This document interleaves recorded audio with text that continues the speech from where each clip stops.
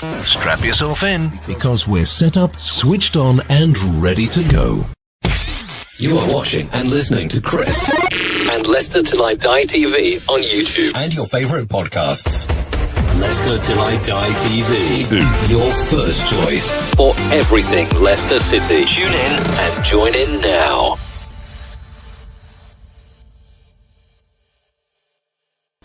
Hi everybody, Jerry Taggart here. Now be sure to watch Chris and Leicester Till I Die TV by subscribing on YouTube and following them on social media for all the latest Leicester City news and information. Come on you foxes!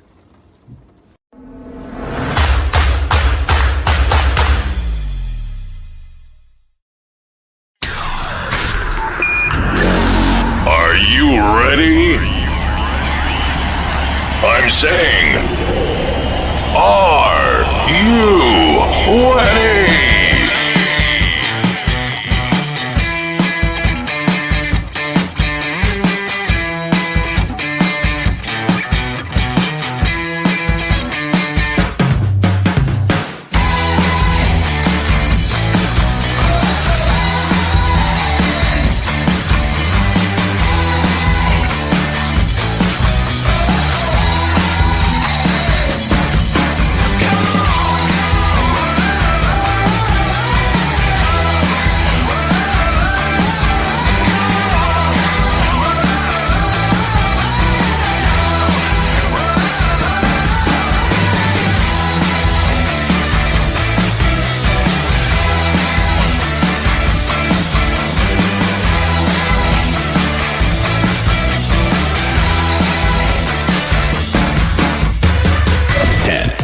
Nine, 8, 7, 6, 5, 4, 3, 2, 1.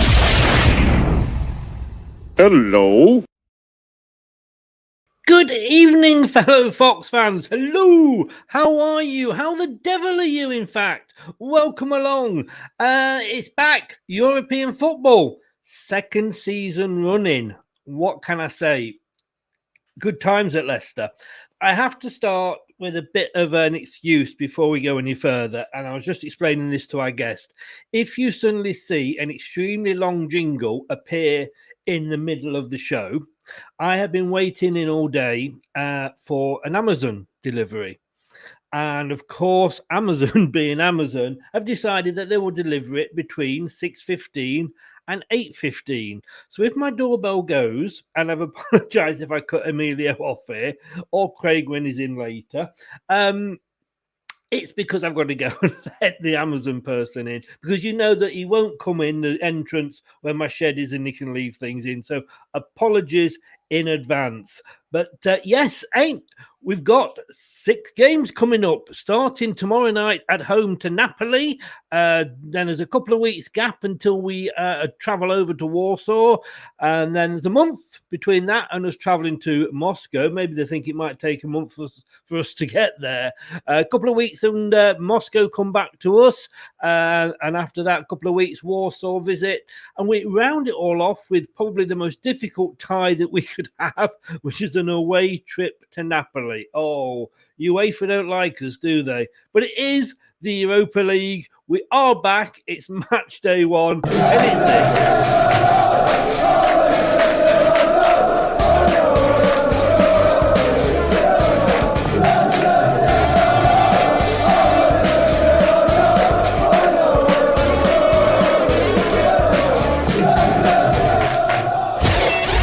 The Europa League with Chris on Leicester Till I Die TV. Please press those buttons on YouTube for more Leicester City content.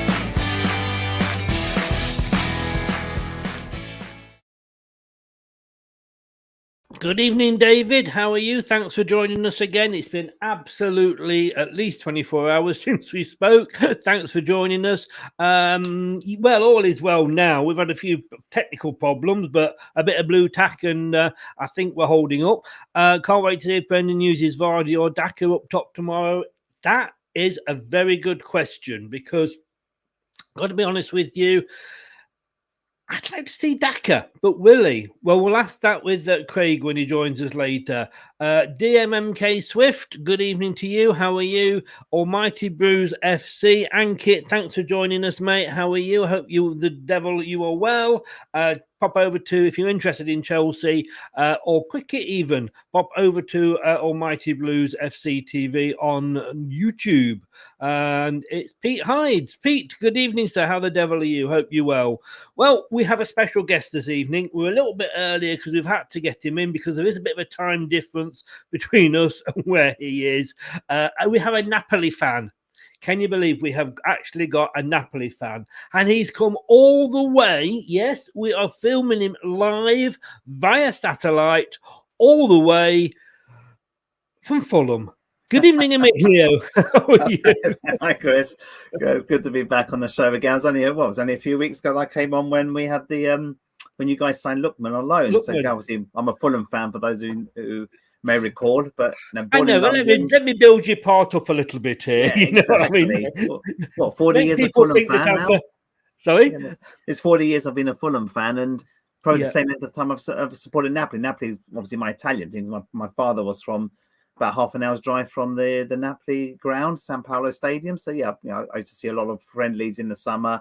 Saw one or two early games in the season when we were out there on holiday for 6-7 weeks when I was a teenager and so. But yeah, I'm looking forward to this game. This is a interesting game. Two attacking teams, both got good quality.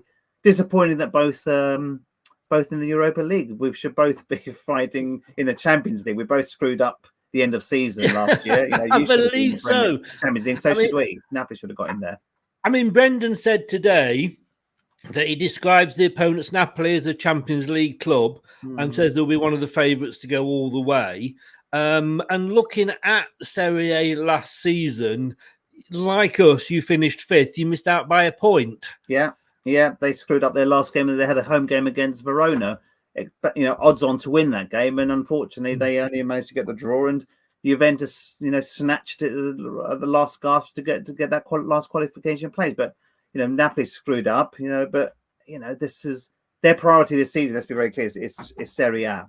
So the Europa League, I think, is a bonus. I don't think they'll be putting their heart entirely in this competition. They've got the good enough squads to compete, but I think I think like yourselves, I think the priority is getting into that Champions League place and trying to win the title this year. They beat Juventus at the weekend. They had a very good result, from a goal down to win the game. And I thought we played very well. We won comfortably in the end, albeit the 2-1 scoreline. There's a lot of coincidences in this fixture. You've got one of our Fulham players who's on loan to Napoli. Yes. So I'm intrigued to see how he plays for the club Anguissa.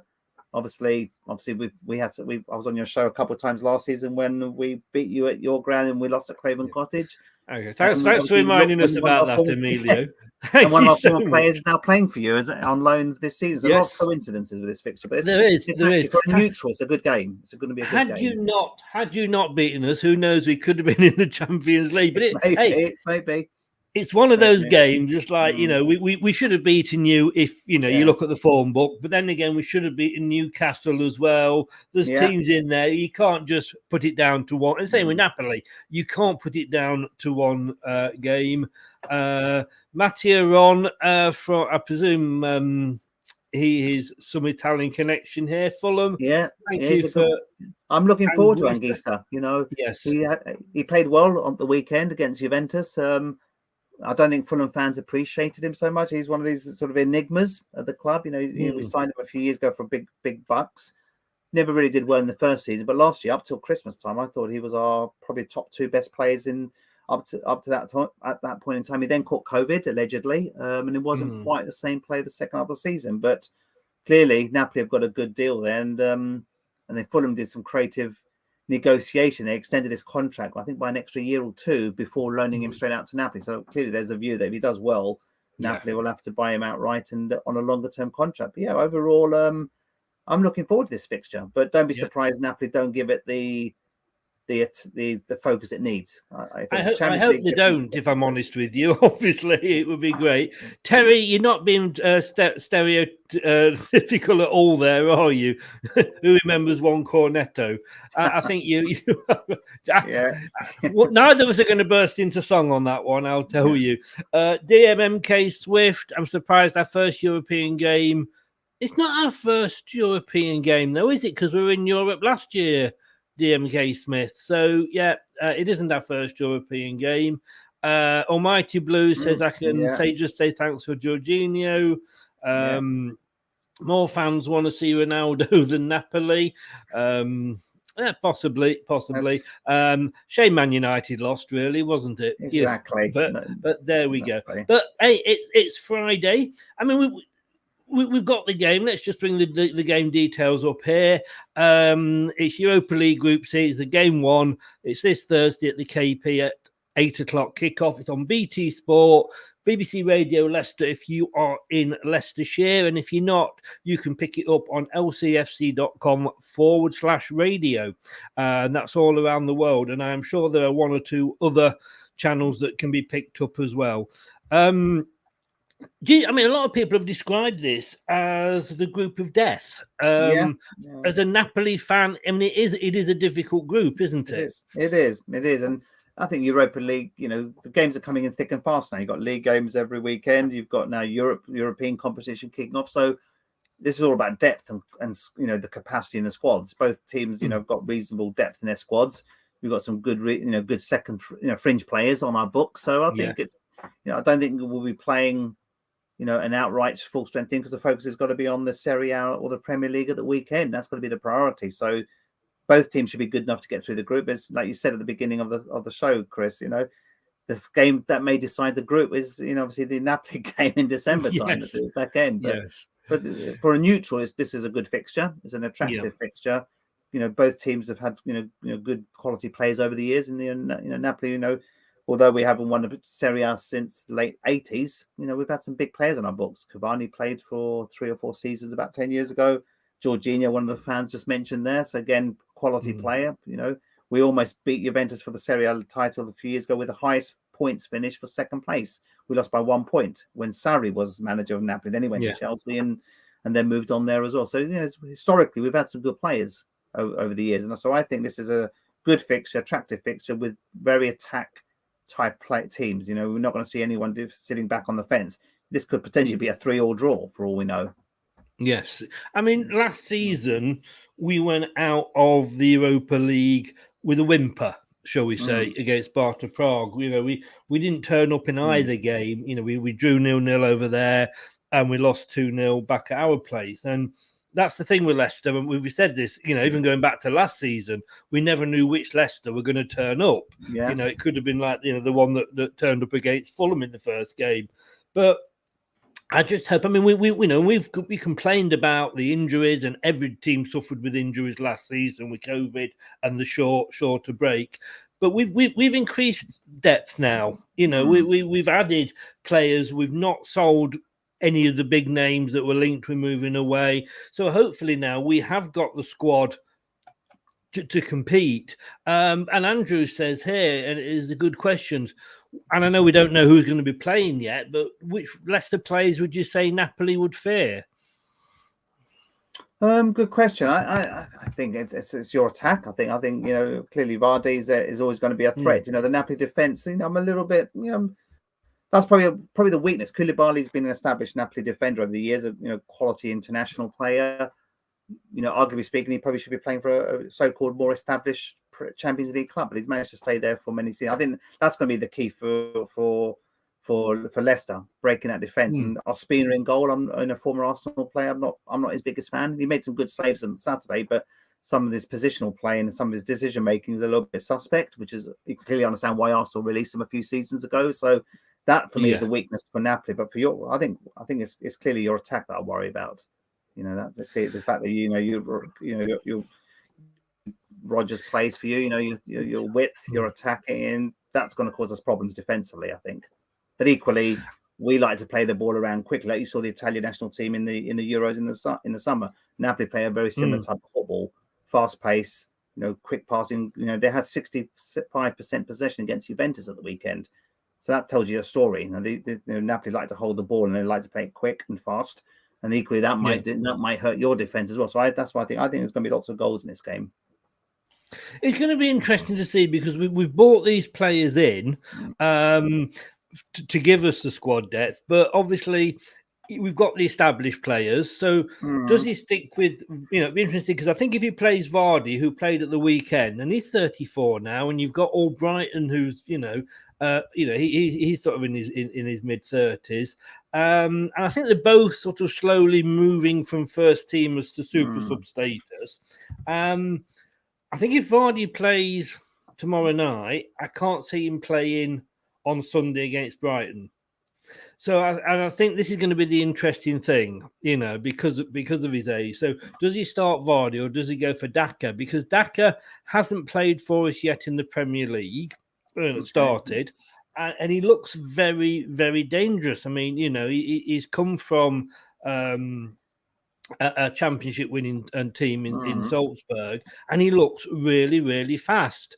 But having said that, I think the player we talked about the other day on the transfer window, Lookman, he came on at the end against Man City. He had a couple of chances, and you can't really blame him because he'd just come on and he was maybe a bit ring rusty.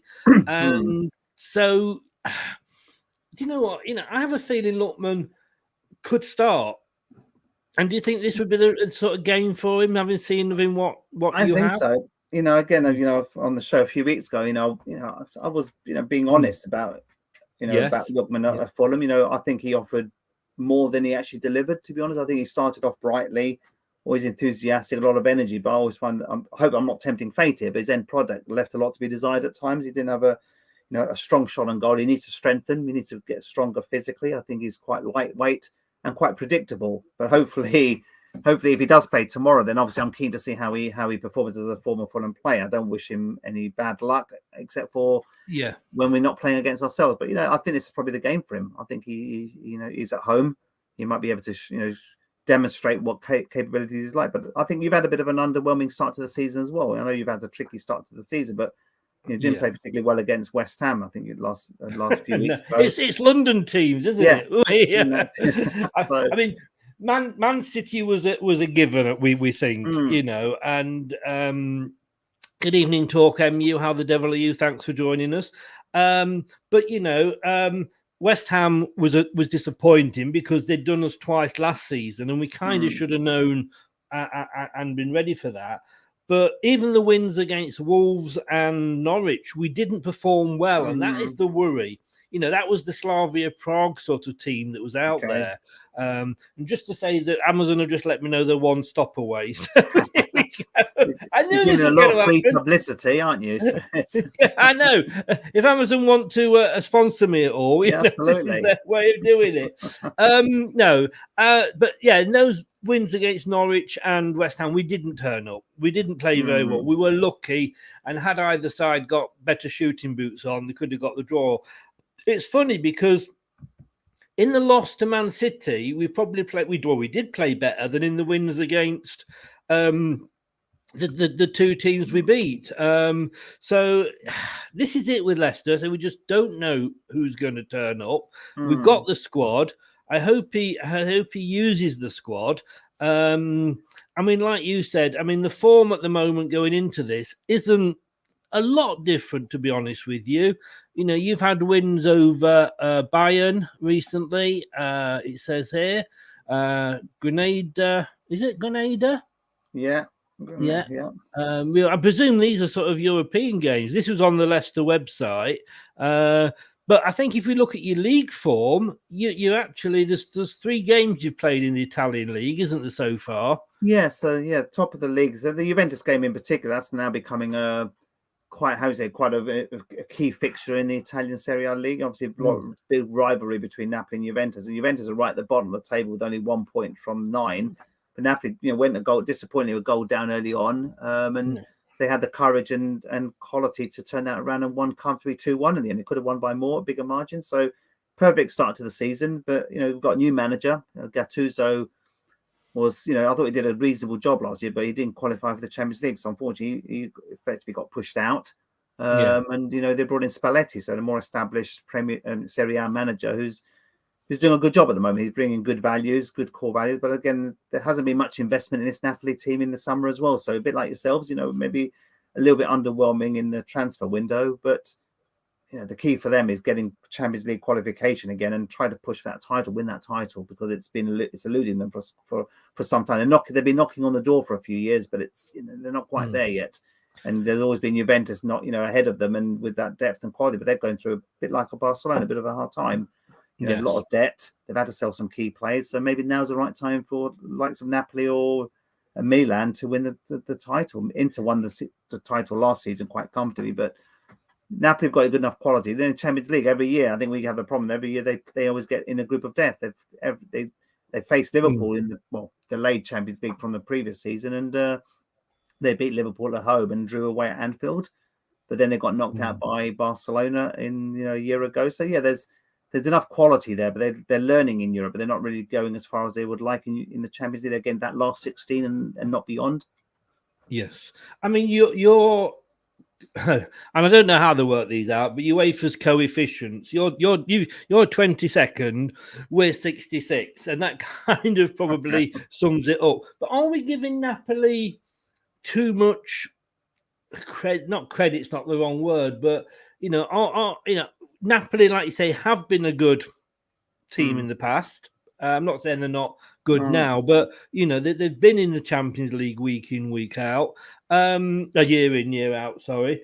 If they were that good, if Leicester were that good, we'd both be in the Champions League. Yeah. So are we looking at Napoli and probably thinking maybe we're better? We're thinking they're better than they possibly are.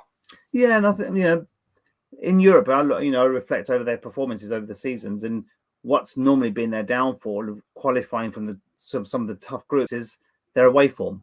Their home form is pretty dominant. They normally tend to win 2 or 3 of the games, but their away form, they end up drawing games they should be winning and losing games that maybe they should be drawing. So that's been a downfall. So again, coming to your ground tomorrow, I'd expect Leicester to be favourites. You've got the home advantage. There's probably Napoli will have less expectations to qualify to go far in this tournament because their goal is Champions League qualification and trying to win the Serie A title. So from my perspective, I think the pressure's on Leicester. You've got the home advantage, and Napoli will come here without any fear, try not to lose a game. That's the key. They're not lose a game, but their away form historically isn't particularly great in Champions League football. So that's why I think you guys will be seen as favourites with that home advantage, and I don't think you will be giving us too much respect. I think if it was Champions League, it'd be a different outcome, different story. But Europa League, it's no disrespect to the Europa League. Thank you for talking away as you did there. My Amazon man is just coming up the stairs. Now, this is interesting because you went for this gentleman as your one to watch for us, but he could be injured. Have you any news on that at all? Yeah, well, yes. Today I'm still seeing some speculation whether he's injured or not. So he's likely potentially to be up on the bench, and they may be reluctantly using him if they need to. So he would have been a player to watch. He had a good Euro Championships, as you clearly saw. Italy won the tournament and deserved to win the tournament overall. But he's a key player for me. On his day, he's a threat. He's a quality player. Good set pieces. Good distribution. If he's not fit to play tomorrow, then that's a huge bonus for Leicester. To be honest, he makes the team tick along. Always got good vision, always hungry, always looking to get forward, and is very deft at set pieces. But if he's injured and not fit to play the entire game, then lucky Leicester, to be honest. Yes, yeah, and Craig's going to be joining us in a second. I know you've got to go, but you were saying before at this point, you think Leicester are possibly favourites. Yeah. Would you take a draw at this point? Yeah, and with European football, I always say win your home games and don't lose your away games. That's the thing. As long as you win you don't lose. Win your home games, you're effectively guaranteed qualification. So, for me, these are the top 2 teams in the league in this particular group. So, if we get 4 points against you, then that's that. I'll take that, to be honest, over the 2 games. But don't be surprised that you come out victorious tomorrow, because I just worry that we may not give it the focus it needs, and 1 or 2 injuries potentially there. and we may have to recover the situation when you play you in Italy in 2 months' time. But again, Napoli's away record, as I mentioned earlier, isn't particularly great in Europe, which is why they've maybe not progressed further down the ranks in these big tournaments over the years.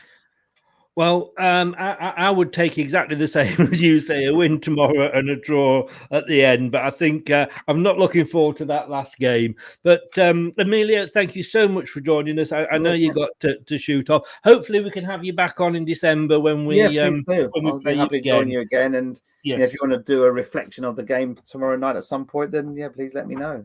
I will do. Thank you very much for everything. Have a good night. Stay safe. I'd wish you well tomorrow night, but you know I wouldn't mean it. Good luck from Friday.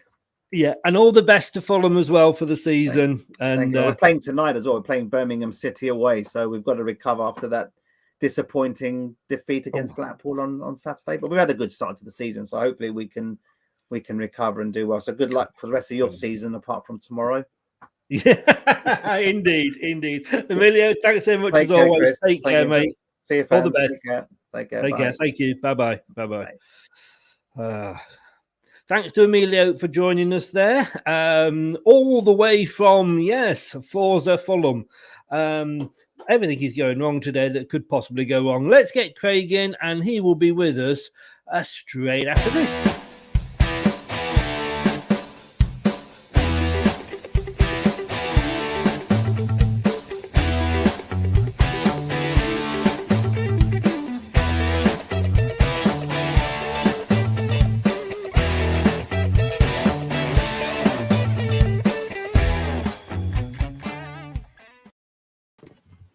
Forza Craig, how the devil are you, sir?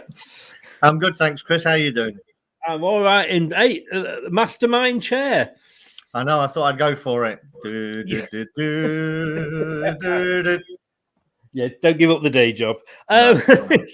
Is this another room you're in that we've not seen? We are It's another room. Tour It is. We're doing the tour of the West Wing at the moment. I was just watching the end of Emilio there, and I did wonder what room he was in. I don't know if he was in the cupboard under the stairs. Garage, I think, with the roof. Yeah, if anybody's seen the film Being John Malkovich, then maybe he's in between floors. But I haven't. But right. If you've seen Harry Potter, he could be under the stairs, like you say. Definitely. But hey, I mean, if you remember him from last season, he's a huge Fulham fan, but he's a huge Napoli fan. He's got a little Italian in him. Although I think that might be his wife more than him. But sorry.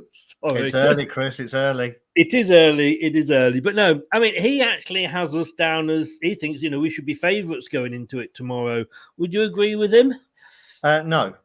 We're playing a team who's just beaten Juventus, and I think are joint top of the Italian league. So I think they may. Thanks, Pete. I think they're favourites, to be honest. I know they've got one or two injuries, but then we've got one or two injuries as well. I don't think you can ever get to a point, or not at the moment, where you'd say that Leicester are favourites against Napoli. No, but I mean, I brought this question up with Emilio. Are we building Napoli up more than they maybe deserve to be? I mean, if they were that good, they would be like us. If we were that good, we would be in the Champions League. True. I think they, I think they had a few barren years, haven't they? I think they did okay a couple of years ago, but then the slip. I mean, what you'd got there in Italy is the resurgence of some of the old huge teams who'd been off. AC Milan had been off for a little bit. Inter before that, although they came back strong over the last couple of years. So it's fluctuated a little bit. I think it's very similar to the Premier League, not necessarily the strength in depth all the way through the league, but I would suggest that the top 6, 7, 8 clubs there on any season could make a case for getting in there. And Napoli have just had a couple of not so great years, and they find themselves down with the likes of us. Yeah. Gonna say good evening. How the devil are you to Rob? He'd love to see Daka and Samari. We'll come on to that in a second. With Craig. Scott, good evening, sir. How the devil are you as well? Hi, Scott. Hi, Chris and Craig. Hope you're both well. You need to renegotiate the contract with Craig. You're paying him too much. Oh, well, obviously he's moved up to the executive floor. You see, he'll be wanting the key to the executive toilet next. Well, indeed, quite right. That's thrown me now. Say where I was. I mean, we were talking coefficients then. I don't know how they work out. Napoli are 22. We're 66. I mean, it is a. Having said that, I think do you think we've got the group of death? Do you think that's where we sit? We've had let's be honest with you, we've had a couple of easy groups, haven't we, in the Champions League and last year's Europa. Yeah, I think it's come back to bite us a little bit this year, isn't it? Yeah.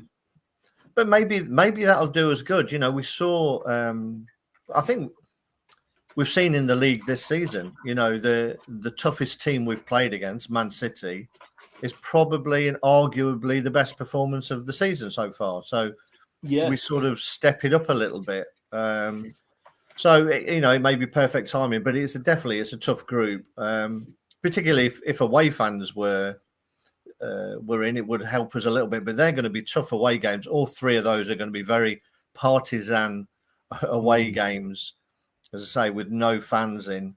They're going to be tough places to go, so it puts all the pressure on the home games.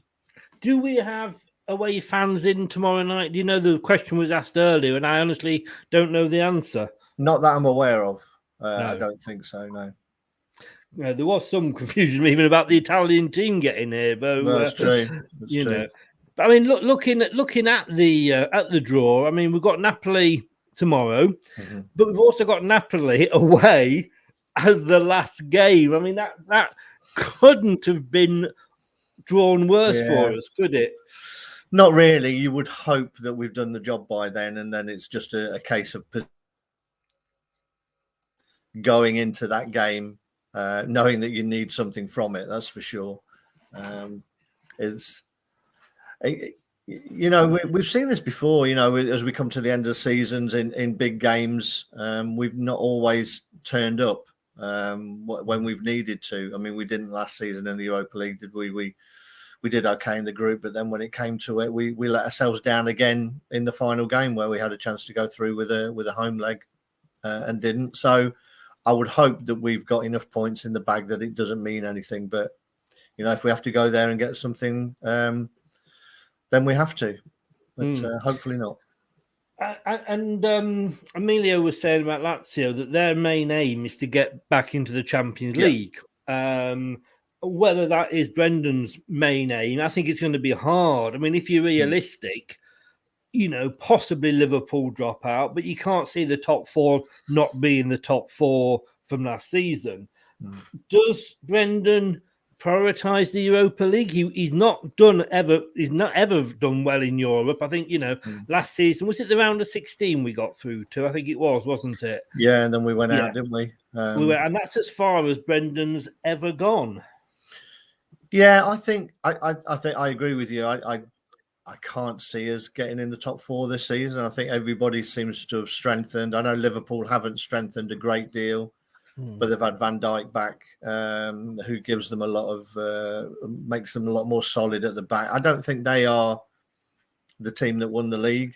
I think they're a little bit in transition, and they probably would have liked to get a couple of extra players in over the summer. So I think they're not the strongest, but I'd be surprised if we were pushing, to be honest. So I think the Europa League is going to be something that he's going to prioritise. As I say, a nicer draw would have made it easier, that's for sure. He could have rested and rotated a little bit more than he probably can afford to now. I think it's going to be very interesting to look at the games we've got after the Europa League games to see whether he can go strong in them with a view of rotating a little bit in the league, and it wouldn't surprise me if he does that. I know you said we're going to come onto the team, but I think there'll be a couple of changes from the weekend. But again, we've got Brighton coming up, who are, I think, 9 points from 12, Brighton at the moment. So So there's no pushover. No, can you hear me still, Craig? Yeah, I can. Yeah. Yeah, and I know what you said. What we've bought these players in now, as in Daka, Samari, Lookman, so that we've got squad depth. And I know a lot of fans have been moaning because we haven't been playing them in the Premier League. And I think you've got to say, well, you've got to think, you can't necessarily just bring a player in unless he's a Lukaku, Ronaldo, or £100 million. Grealish. You can't just bring a player in. I think we've said this before, just and drop the likes of Vardy's, etc. However, we don't pay 20-30 million pounds for players to play in the FA Cup and the Carabao Cup. Surely these are players that he's got to use in these European games. You've got Daki, you've got Samari, and you've got Lookman, all European players that last season were playing in Europe, who know the European game. Two of them won their respective leagues. Surely we've got to see them this season. To see them this game. I think it's a tricky one, isn't it? Because usually the clamour for those players to play comes on the back of a poor performance. Nobody's ever said, on the back of a really good win, on the back of a really good win, nobody's ever come out and said, why didn't you play X, Y, and Z? So it's always in hindsight. But you're right, they do need to. I would have thought they would have had more pitch time by now. Don't want to go over the Man City game, but there were some strange choices of subs, I thought.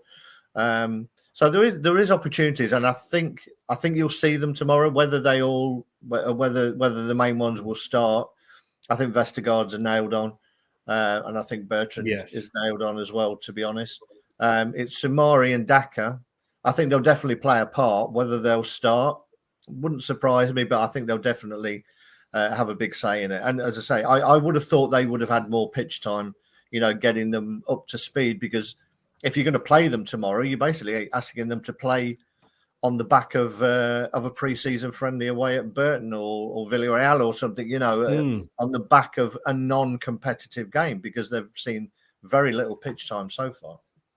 But I mean, let's be honest with you. You've got Vardy, who we all love Vardy to bits, and he could have argued that that was a goal on Saturday, but.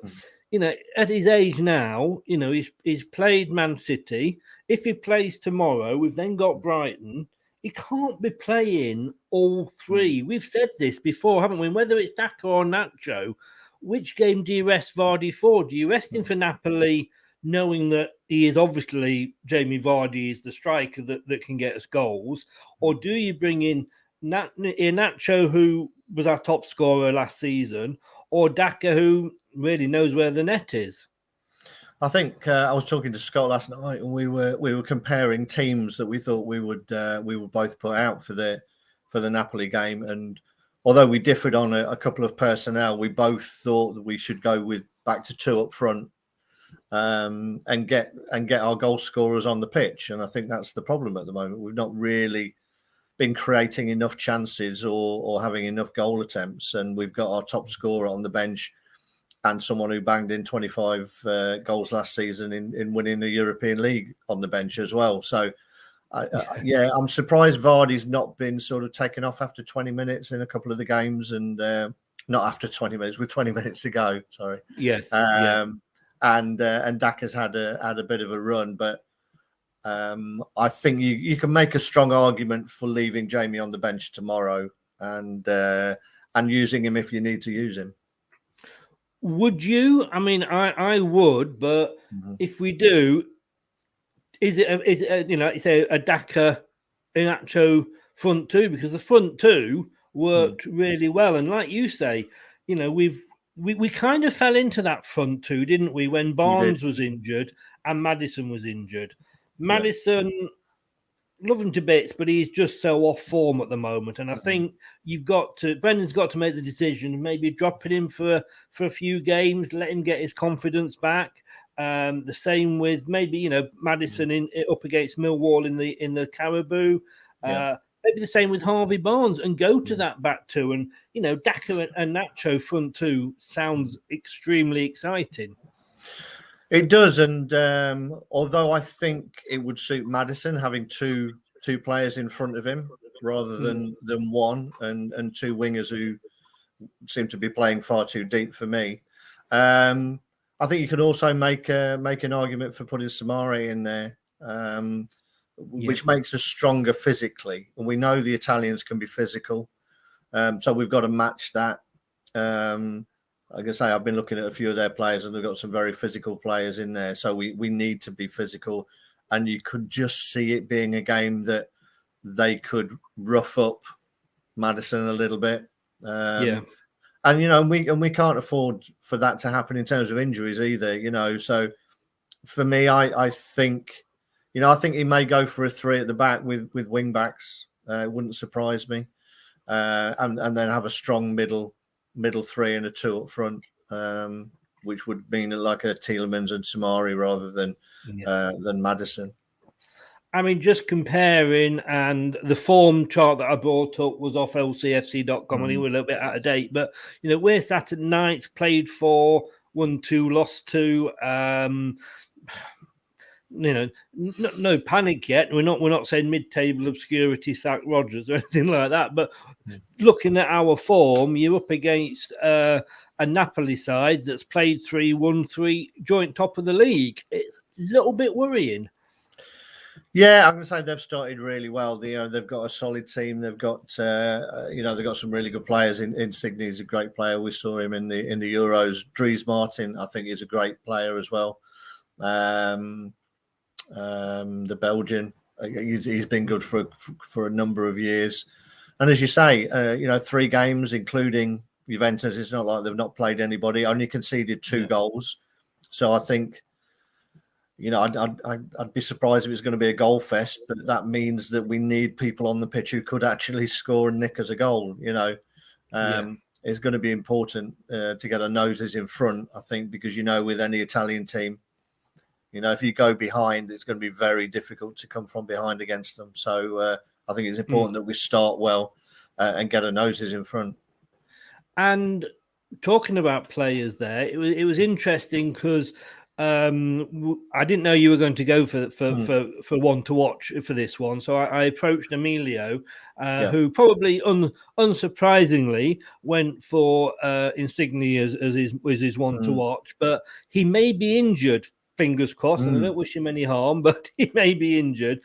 You actually then came up and picked somebody, and you've gone for Fabian Ruiz. Yeah, I pronounced that totally wrong. Fabian Ruiz. Fabian Ruiz, yeah.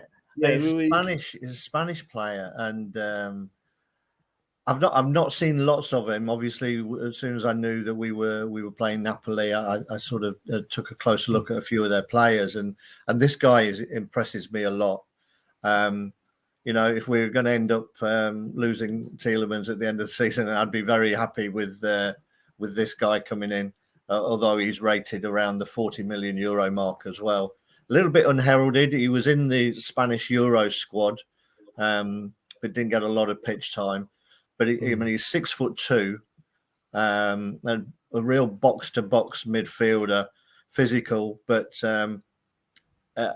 he's got some fantastic feet. His footwork is unbelievable for a 6'2" guy. His dribbling is amazing. He gets himself out of some really tricky situations with some quick feet. He's got great vision, can pass. Doesn't score a lot, but you could see him running that midfield and getting from box to box. And again, physical presence at 6'2", he's not going to be pushed around a great deal.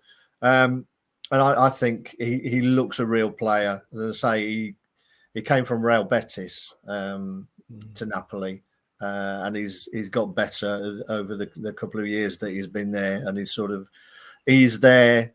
I mean, there's a few websites that you can look at who sort of talk about their players, and this guy is highly rated across all of Europe at the minute in terms of his stats, in terms of a forward-thinking midfielder. I'll be interesting to see him play, to be honest, live in 90 minutes. I'm hoping he has a stinker. even though it will ruin my reputation for picking one to watch. But I'm happy for that. But he does look a real player, and as I say, he could be somebody that's on our radar. I would hope so. He looks a real player. Rob says here, Lookman looked exciting on Saturday. He certainly did. Want to see him instead of Barnes at the Mo. I would love to see Lookman. I mean, I'm worried that we've got to be careful we don't do an under here, who looked amazing in a couple of games and peaked at that and was never the same again. So we have to be very, very careful with what we say about Lookman. But,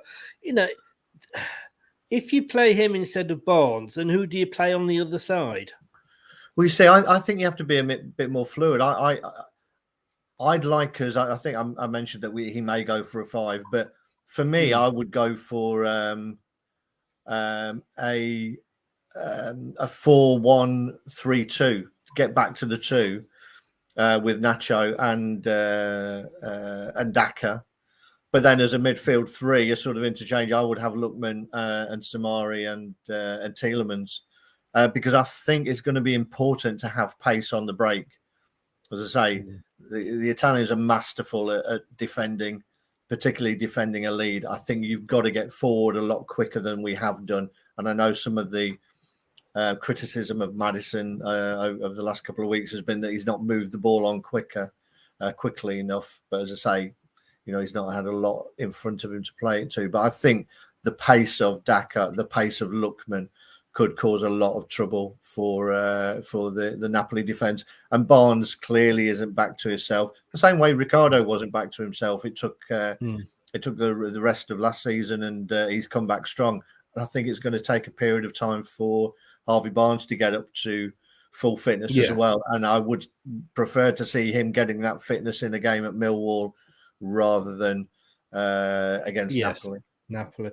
So I'm guessing here we're going for 4-1-3-2, and I'm just sort of writing down your possible team here. I know we don't do officially do a Craig's team, but I guess you've already mentioned Bertrand on the left. I think the only change I would make is probably Bertrand, Vestergaard, Soyuncu. I would keep those, and maybe bringing in Ricardo over Castagna, due to his pace, to be honest. And then it would be Ndidi, and then the ones I've mentioned ahead of him. No place for Evans. I don't think so. I think it's a bit too risky. I think you've got the likes of Insigne. He may not be playing or whatever. You saw the difference for me between Vestergaard and Evans. Evans was quite happy to go side to side, as always. Vestergaard plays straight balls. He looks for a ball straight through, cutting out the forwards. Very easy to defend when you're going side to side. And that's a problem with Evans for me. And particularly against Napoli, you've got to break through the lines very quickly because they're going to get back into a defensive shape very, very quickly. So for me, I think Soyuncu had a good game. I don't think he deserves to be dropped. And I think Vestergaard gives us something extra that Evans doesn't. And also as well, I mean, you're looking at these foreign sides, and we know what it's like against Villarreal and what happened there. Again, you could, my worry would be that Evans would get injured again. Yeah, I think I know he loves Evans, and I know a lot of our fans like Evans, but I don't think you can play. I think it's going to be 2 of the 3, to be honest, and it's whether Soyuncu gets dropped or Evans doesn't play.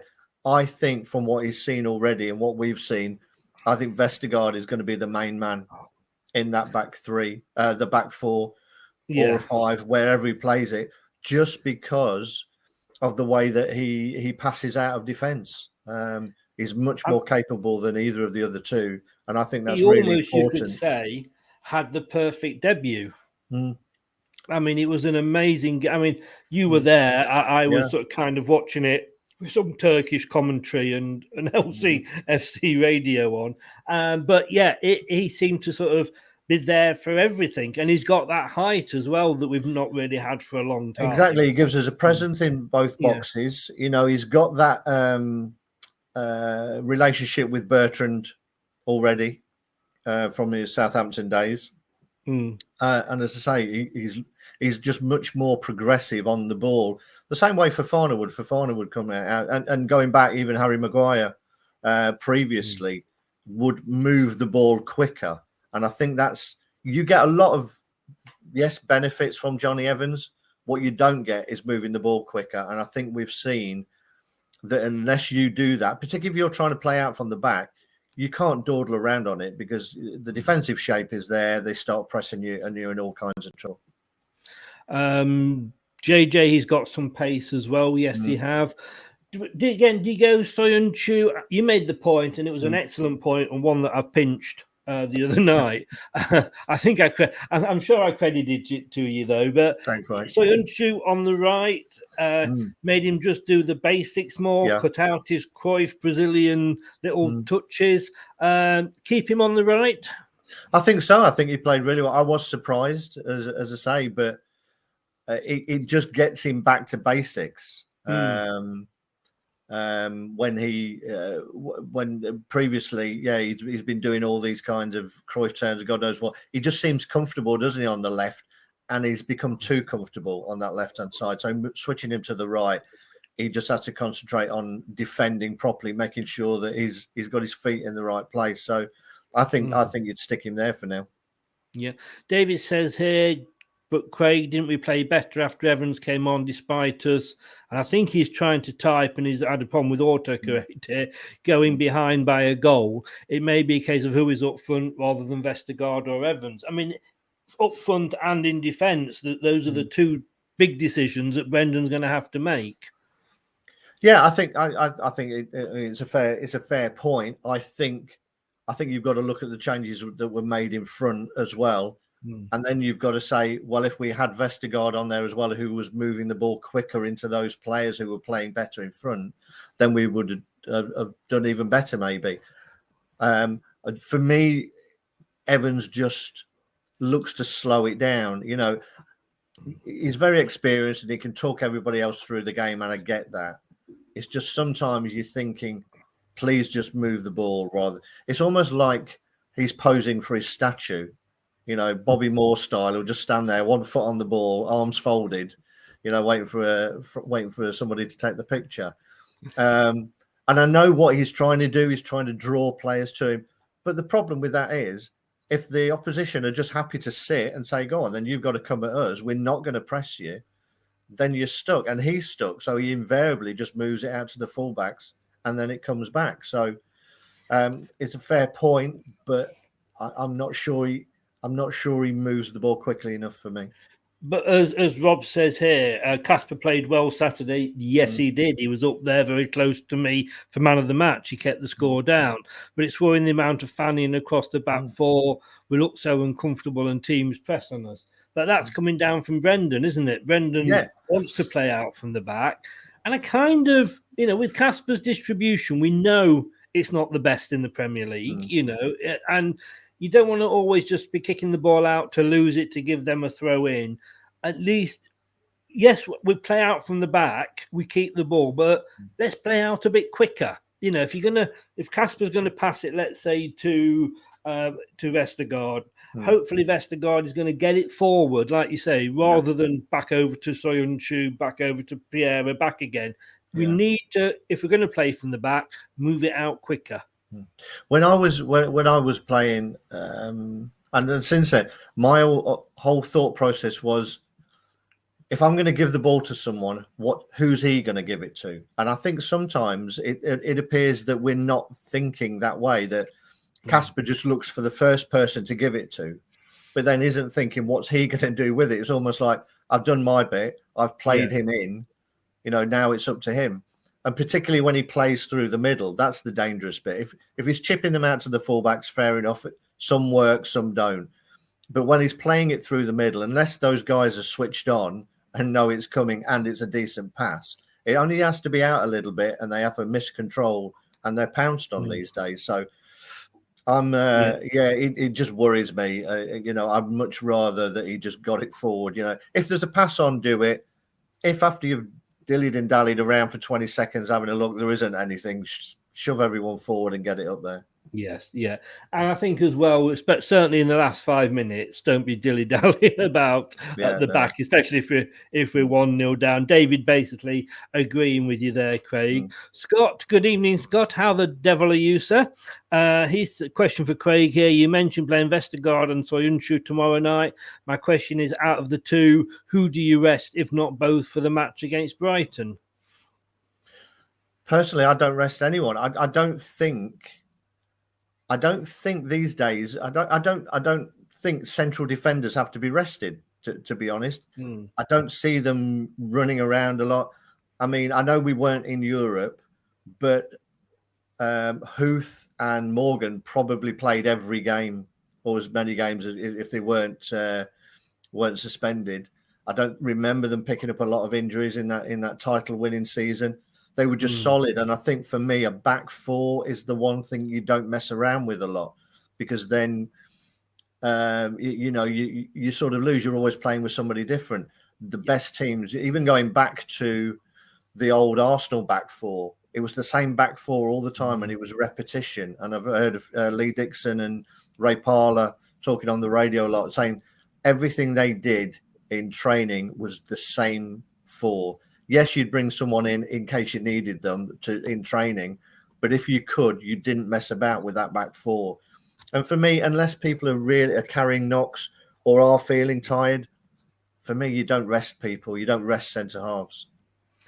Quite right. I mean, I agree 100%. I mean, you could say if it was Evans, maybe because of his age or because of his not quite 100% fit yet, but if you lose the ball because of a bad pass, because let's say for example, Nacho plays a through ball thinking that Vardy's going to get onto it, and then it's Daka, and he's not where he's expected. Or if Tielemans plays a ball to Samari thinking it's Ndidi, and he's not where Ndidi would be, and you lose the ball, you've got problems. But if you do that in the back four, it's a shot on goal, isn't it? Yeah. And like you say, that back four, how often have we said, or have we seen commentators at matches go like, "Oh, this back four don't know each other."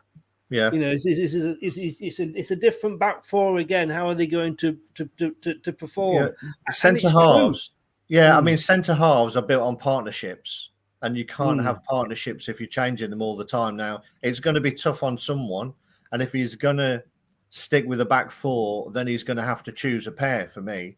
Now, he may go back to a 5 so he can go back to getting the 2 up front. I don't know. But for me, changing your centre-half pairing every game or every other game is not a way to success. But do you maybe have two pairings, one for maybe the league and Europa, and one for the FA and Carabao Cup? Potentially, those who are just playing the cups.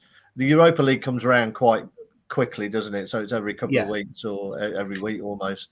So you could make an argument for that, but then I guess then are you looking at the whole, a different team almost for the two competitions, a league team and a cup team. Which is okay, but if you want to be serious about the Europa League and see that as your best route back into the Champions League, then you've got to be playing a strong team. Yes, yeah. Would you take a point now? No. And no, just because I know how difficult all these away games are going to be.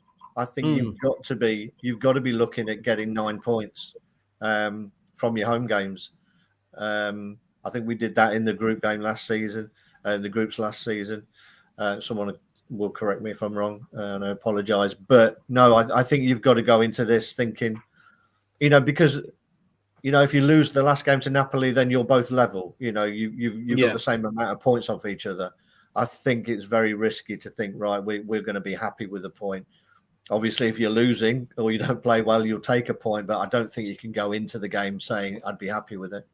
No, and we haven't, in fairness, got Azor Luhansk in there this season. No, we haven't. No, and we know that they did us as well, didn't they, last season? They did. So... I would hope that it's going to be different this year with the fans back in there. I don't think the fans will allow the team to be not at it, particularly on a European night. Terry, not saying we're going to lose, but have moved the settee already for hiding behind. Good information by Take Care. I don't know whether that means you seriously are going. If you are, thanks for joining us, Terry. I mean, I haven't hid behind the settee since Doctor Who, and that was with when John Pertwee was Doctor Who, and the Cybermen used to do me. I think the last time I hid behind the sofa was when I was younger, living with my mum, and the insurance man was at the door asking for his money. Say no more. Say no more. Premier Hotspur, good evening again, Simon. How the devil are you? This will be a fantastic game, and let's see if you guys can outfox them. Boom, boom. Well, let's see whether, Simon, your team earn their Spurs tomorrow and can get a win as well. See what I did there? Very good, Chris. Very good. Yes. Oh, come on. You think this show's just thrown together? It's obvious it is. You don't think so? It's obvious it is. Champions League on at the moment. And I've got to say, I like to do this simply because I like taking the piss out of other teams. But what a shame for Man United last night.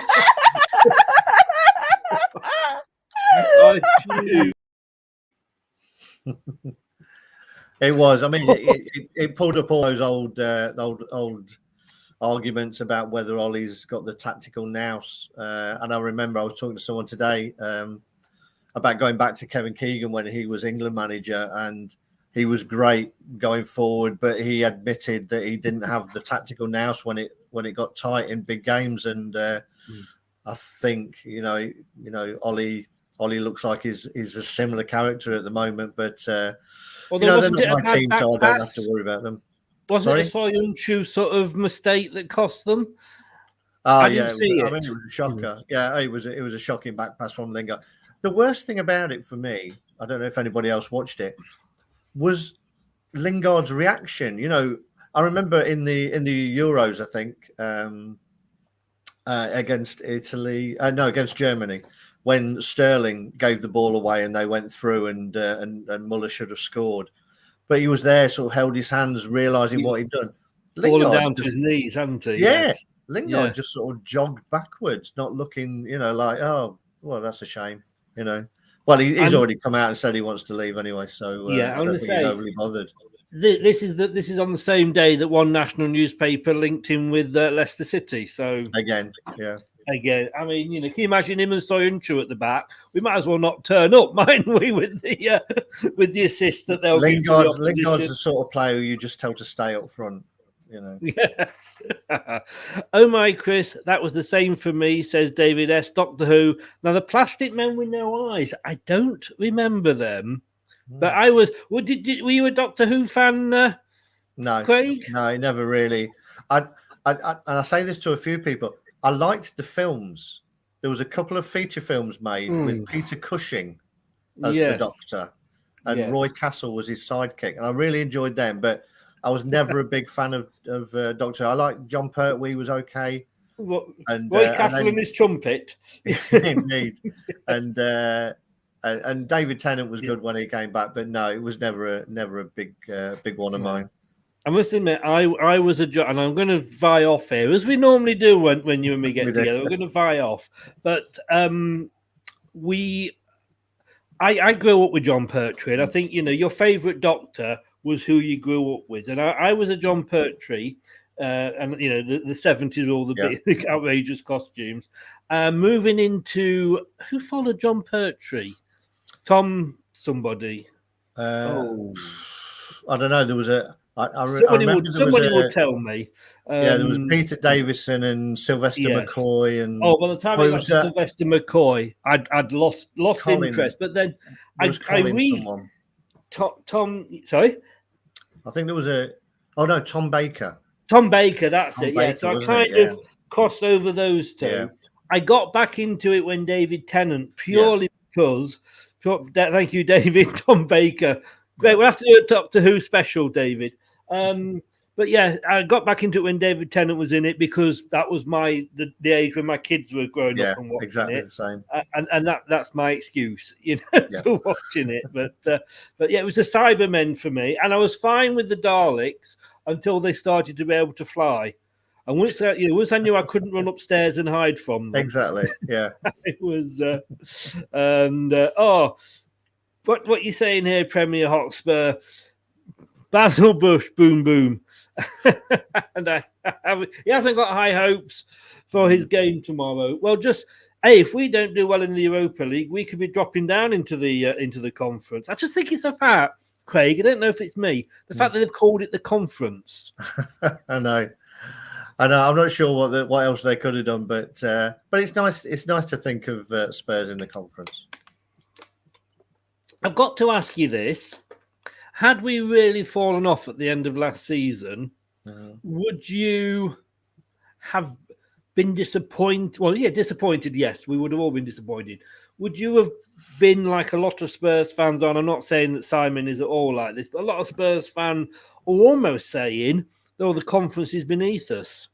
But it's European football, isn't it? It is European football. And I think if we, go back pre-winning the league, that we'd had a taste of the Champions League, and then we had a taste of the Europa League last season. I think that's where that comes from. If we hadn't have had that, then we'd have loved a bit of European football, and there'll still be teams in there that we knew and grew up with. But I think it's the same for Spurs, isn't it? When you've been involved in the Champions League for so long, and then the Europa, and then you're just down to the next one, it's bound to be a disappointment. So I can't blame them for being disappointed for being in it. And I suppose as the famous Gary Barlow and Take That once said, never forget where you've come from. You shouldn't. And there were days when we would have taken the conference. I mean, they are. I know you took the opportunity to get one of your favourite bands in there, but now wrong with a bit of Take That. Wrong with a bit of Take That, mate. Nothing that shepherded them onto a train and sending them to the out of Mongolia wouldn't go wrong. But each to their own. It's more of a Spice Girls fan, are you, Craig? Yeah, you know what? I thought you were going to go Boyzone, but that would have taken us down a whole different path. Anyway, meanwhile, back Craig, please tell me what you want, what you really, really want. Deary me. I can, both viewers are switching off in their droves. We can, I don't know what was the point. Where were conference and dropping down? I think, to be honest, I wasn't even sure that we dropped down. That the teams dropped down into the conference. That just seems, ridiculous to me. I don't know why that would happen. I guess they do it because it happens with. I mean, I was reading we're second favourites to win the Europa League, depending on who comes down. But because it happens from the Champions League to the to the Europa League. I mean, I don't agree with it at all. The fact that Manchester United were within a couple of shots, penalties of being Europa League champions because they'd failed. I mean, don't get me wrong. If they'd only qualified for the Europa League and won it, I want British teams to do well. I would have said, well done. But the fact that they failed at the Champions League and then very so nearly won the Europa League, for me, is so wrong. And it's UEFA's money, to quote ABBA. Yeah. Money. I don't know, take a chance on me sort of attitude. We'll send that an SOS and see who can come in. So we stop there. I think this show may be our Waterloo, mate. Hey, it's been a long time since we've veered off like this, isn't it? Well, don't worry. I'm not going to call you babe after Take That, so you're safe. But no, I think that would have been totally all wrong. Yeah, I mean, I don't get how you can be in two European competitions, in the same season. You're in one, and if you're out, you're out. That's it. But again, it's big money talks, isn't it? And I'm sure they'd have, when all these leagues were being formed, it was like that safety net, and the bigger clubs wanted a safety net of a route back in, didn't they? And they got it. Well, if not, it would have been off to the ESL possibly. Indeed. Well, it was interesting to see that. Interesting to see that the Napoli owner is coming out with his own ideas for a European league. But this one is different because it's built on merit, apparently, which is great. But he still thinks that it's the only way forward. And his big argument was about the amount of money that it would earn. Again, forget the fans and all this time about how terrible it's been without fans. And now, fans are back in, but again, it's still all about money. And just while I'm on a little bit of a rant about that, all this rubbish about having the World Cup every 2 years. And I saw Peter Schmeichel was being spoken to, who thought it was a great idea because the likes of Denmark, in his career, he would have been able to play in more World Cups, great. Nobody's asking the fans again, are they? What the fans want. It's all about the me of the players. And yeah, it gives me more chance to play in more World Cups, me. The fans, I think I would speak for the majority of fans and all those that I've spoken to, we're happy with what we've got, that it's every 4 years. It makes it special. It's not about how many times you as an individual player can play in it. It's for the fans. And very, very quickly, now all the fans are back in stadiums, we seem to have forgotten about the fans again. Anyway. I put your solo there for your rant minute there. No. We should make this actually part of the show, like a Craig Rant's moment. There is actually a channel, and he's a good friend. He has helped promote my channel. He's an Everton fan, Kieran, and his channel's actually called Kieran Rants. Maybe we should rename this channel. Yeah. I mean, it is. Yeah. I mean, there's nothing wrong at the moment. Every 4 years, it's the World Cup. Every 4 years, it's the Euros, and you've got the African Cup of Nations in there. Exactly. You've got the Copa America. Yeah. It's all about more games. I mean, I honestly think now we've got 3 European tournaments. I definitely think that we should have the Champions League should be for the champions. Chelsea won the Champions League. Well done to them and that, but they weren't champions. So how can they win the Champions League, possibly be world champions, it should be. And then you got Ajax, who won the Dutch league, have to qualify. I know. And they were in the semi-finals the season before that. Yes. Again, it's all money. It's all money motivated. And then should not maybe the Europa League be for like the 2nd through to the 5th or whatever? Yeah. And then the conference cup winners. Yeah. Almost like maybe you could have like a UEFA Cup, a European Cup Winners' Cup, and a European League Cup. Maybe like we used to. Like it used to be. Yeah, maybe like we used to in the 80s and that. When things weren't all motivated by the big 6. I mean, you would, if we carry on down this route, we will never, ever, ever have another Leicester City. No, indeed. And more clubs will go to the wall because, again, part of this guy, the Napoli owner, is a De Laurentiis. He's the son of the film maker or whatever. And he's saying we should have it, but it is on merit. So it is based on how you do well in your domestic leagues, but it will make 30 billion pounds or euros. But the one thing that we'll need to do to make that work is to reduce the number of games and domestic games in our league. So our leagues have to be smaller. Our top leagues have to be smaller and less games so they can play more games in Europe. Again, in Europe where fans can't travel into, or it costs them an arm and a leg again. It's more money for the clubs, less about the fans. And I was going to, at that moment where you're about to make something a really, really incisive and excellent question, and it's gone. But oh yeah, that's what it was going to be. So we reduce the Premier League for his example then, Yeah. and we end up with like the Scottish League. Well, would you want to play? I don't know, as much as in Man United or something. Would you want to play them 4 times? No, it just loses. Again, you go back to the same with the World Cup. Yeah, they lose their magic. No, Roy Wood and Wizard. I don't wish it could be Christmas every day. It's about things being special, and keeping them special. And as I say, the fans are always the last. I won't even say the fans are the last ones to be asked because they're never asked. No, It's just it all comes down to how much.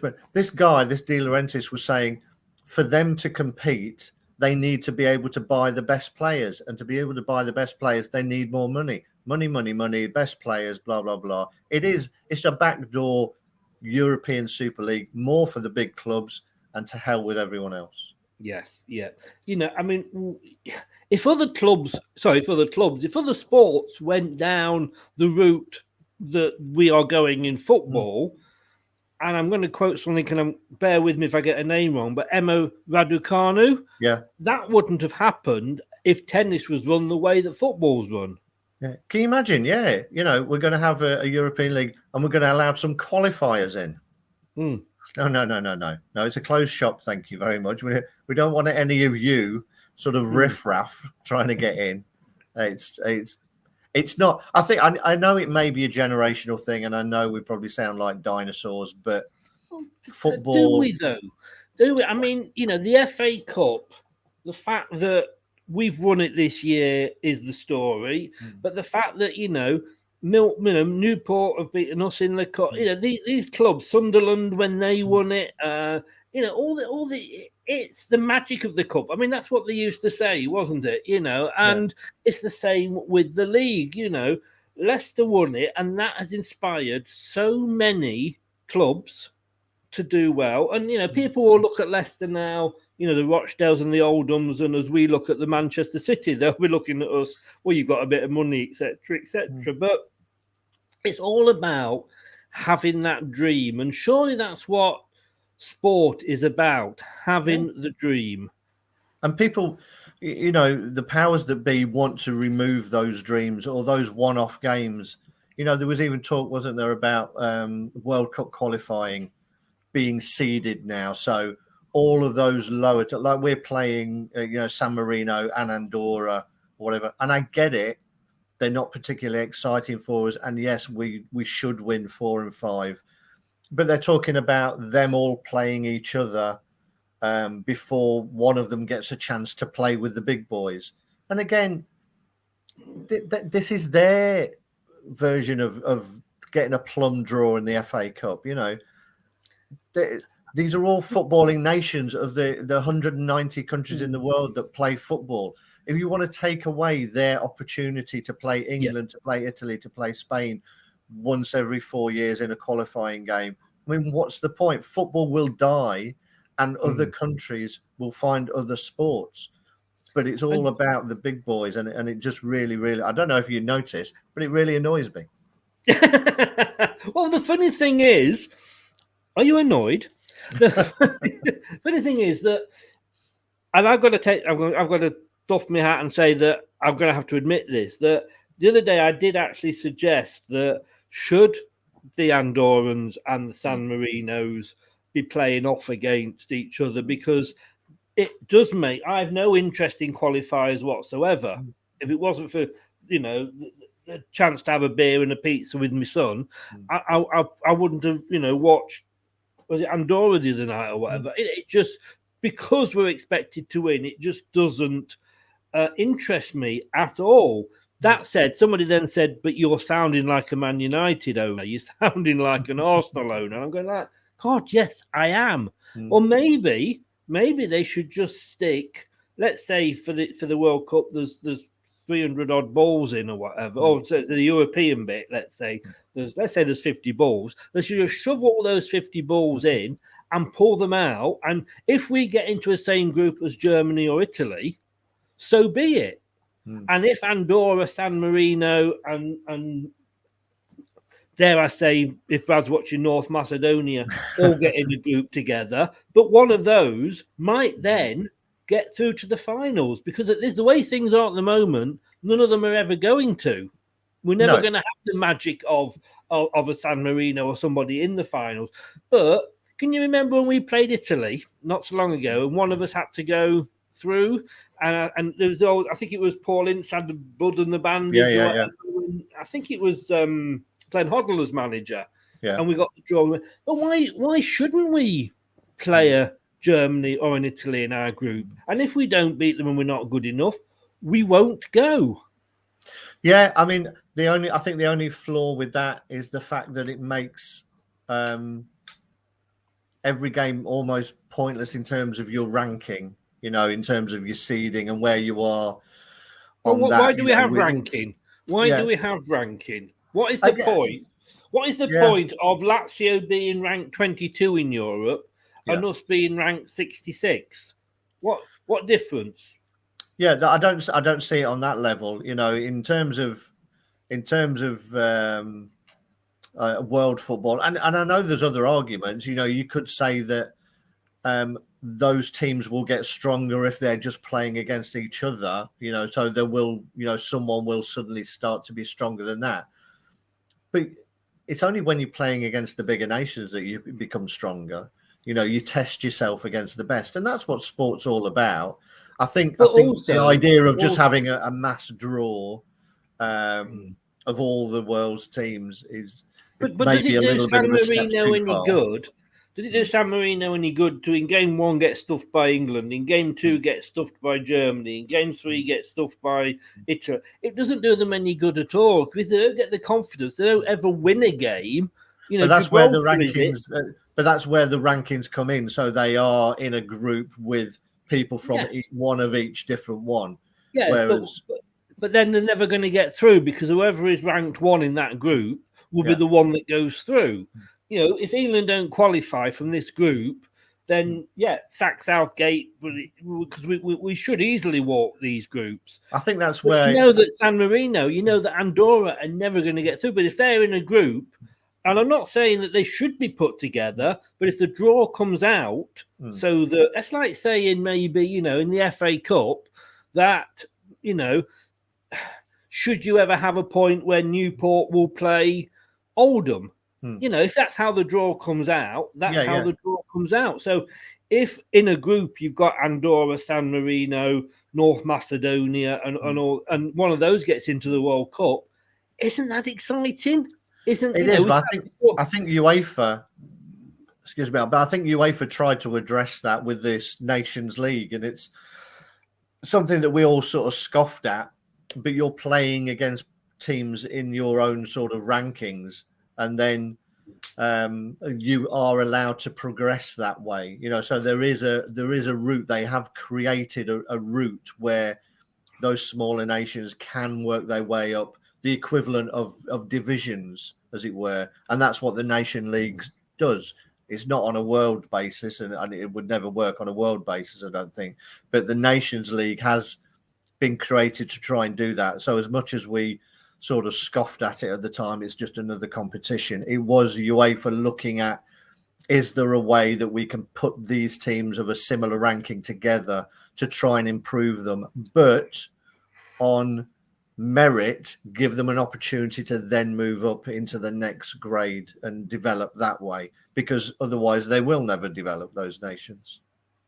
I mean, for example, in the Euros, in the World Cup, you can work out who you might be playing in 4 games' time.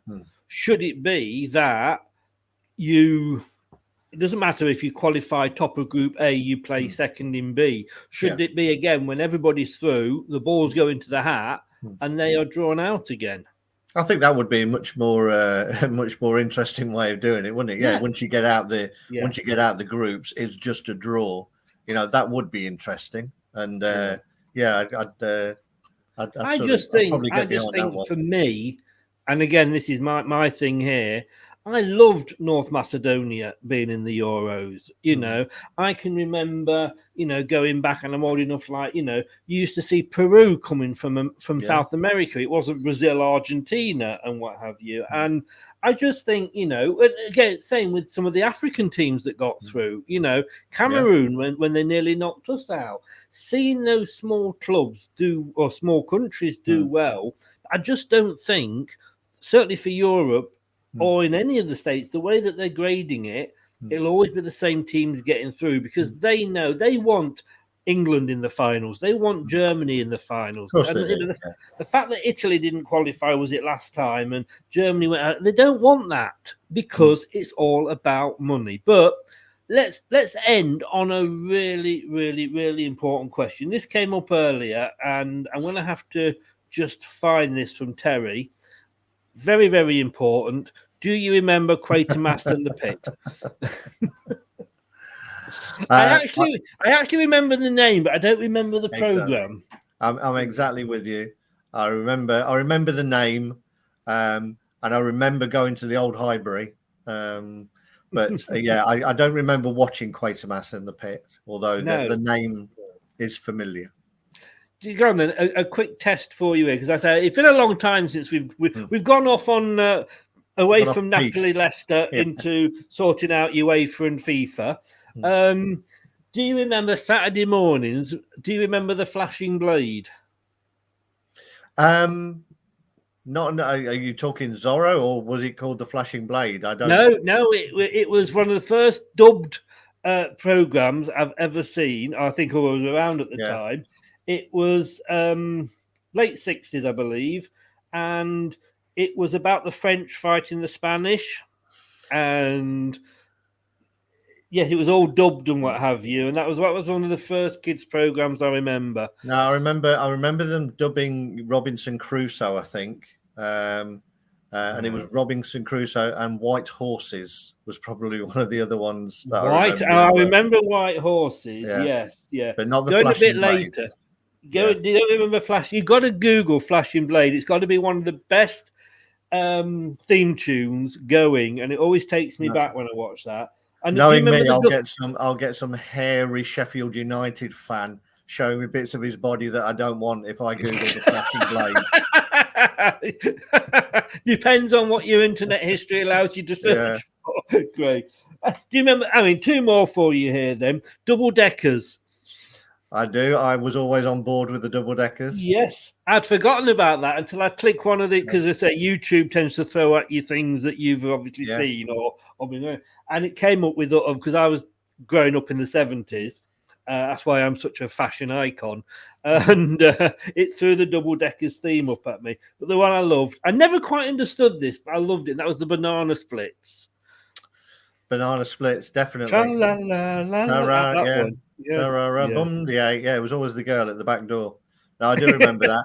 And for those who are of a similar age as well, you might remember there was a punk band called the Dickies who did a version of the Banana Split. And I had theme. Some of those. Yeah, because at that time it was very, very cool as a band to produce picture disc or coloured vinyl. Yeah, and the Dickies, I remember the banana. They did the Banana Splits. It was famous songs, very much speeded up, wasn't it? Yes, that was it. Yeah, and I remember having not the the fact that I liked the song, but the fact that it was in banana yellow vinyl. Yeah. They also did Nights in White Satin. Now you can guess what colour that was. And then, do you remember Dr. Feelgood? I do. They brought out a song. I don't remember what it was. Was it? It might have been Milk and Alcohol. Was that one of the? Yeah. And that was on brown vinyl. Oh, very nice. Yes. Can you remember? You can imagine how that used to come out the tubes when they were set. I remember. I've got a bell-shaped 7-inch single by the Bluebells. I think it was Kath or something. Oh, yeah. They used to. Yeah. There's a few vinyl horrors in my collection, I'm sure. I can tell you, and I've still got them because I only just moved them around the other day. Monty Python, and I'm going to leave you with this. I will leave you with this now because I'm not going to explain. I will leave you to think about this. But Monty Python, every sperm is sacred. Indeed. Yes. It is. You don't want to know what the picture disc of that was, and it's not quite as bad as people are thinking. I'm sure not, but I'm sure you've wiped it clean on many occasions. Well, I actually got sacked once, for pleasuring myself when I used to work as a roofer. I had a chat with my boss, and he said, "Oh, go on then, we can wipe the slate clean." On that note, bombshell. We've completely gone off score here. I'm just worried, because you've not moved in the whole show that you're stuck to that chair in that position. I am. I'm wedged in. That's the problem, because I've got a leather chair here, and you get up when you've been sat in it for a while, and you're kind of almost stuck to it. Craig, thank you so much, young man. Are you giving us a score prediction, Chris? Oh, I was hoping we could forget that. By the way, I did very well in the long ball game this week. Did you? I didn't. I think I was top score this week. So did you? Oh, yeah. So you're coming back. You're coming back. I will. I mean, I know I've said I would take a draw, but depending who he plays, of course, I'm going to go for 2-1 Leicester. I think we will concede. Yourself? I'm going to go 1-0, I think it'll be a very tight game. I'll just go for a 1-0. To us, yeah. To us. Good. Scott, Chris, I realise I'm going off topic, but Vicky Vixen would you have her supporting the women's team? I've got to be honest with you. I don't know is Vicky Vixen still around? I'm not sure. No, not sure at all. No. That said, Scott, yes, I have approached a lady who will hopefully. She's just got a season ticket to go and watch the ladies. It's Sandra, who looks after the disabled fans at the grounds. Lovely lady, and she is going to be doing a women's football show with me. So we're just seeing how we can fit it into the schedule. So that would be great. Not had the best to start the women's team, but Terry says you beat him by 2. Craig got 16, I got 14. I can't remember what I can get. I think you are being called probably for your pizza. So great show, Chris and Craig. Hoping for a 2-0. Yes. Craig, thank you very much, sir. I will let whoever it is wheel you out. And I think you are stuck there. You'll just be wheeled to the table. Yeah, I will be. Yeah. I will see you. You're not doing the Brighton game this week, but no. So I shall see you next week. This is why we're seeing you tonight. Yeah. So have a good weekend. You're going tomorrow, I'm presuming. Yes, enjoy it. I'll be there. Yeah. Have a good time. Give them a cheer for us. Thanks very much. Go off and get your pizza. Thanks very much for joining us. Cheers. Bye, Chris. Bye, everyone. Bye. Thanks to Craig there. Always fountain of all knowledge. Even though he might say his fountain is running dry. Now he's getting a little bit older. But he, as always, he brings a lot to the show. So he tells me. I don't know where he brings it into the show, but he leaves it somewhere. We've yet to find it. Guys, we're going to be back tomorrow straight after the game. There won't be many updates during the game because I'm going to take that time to actually watch the game with my son. So there'll be maybe a half-time post, a full-time post. But, these things have to be done. It's what it's all about, following Leicester, the fact that we are here following them when, you with your kids. It's what we couldn't do years ago. It's what we can do now. So join us about 15-20 minutes after the game tomorrow when hopefully me, Brad and Josh will be talking about a Leicester City win. Good night. Hello, Matt Elliott here. Be sure to watch Leicester Till I Die TV on YouTube and follow all their social media platforms for all the latest updates and news on Leicester City Football Club. Thanks for watching Leicester Till I Die. This is Chris saying goodbye and see you next time.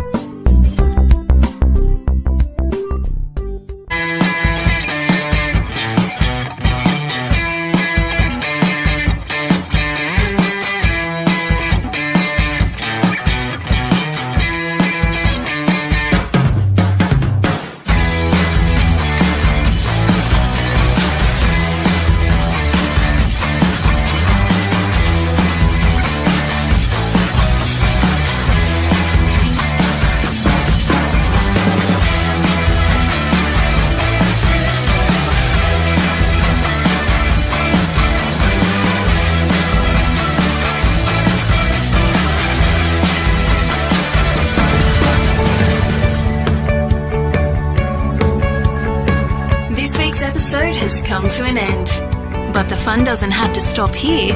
If you have any questions, suggestions or feedback, head over right now to Twitter and Facebook and like, share and get involved. Join us next time.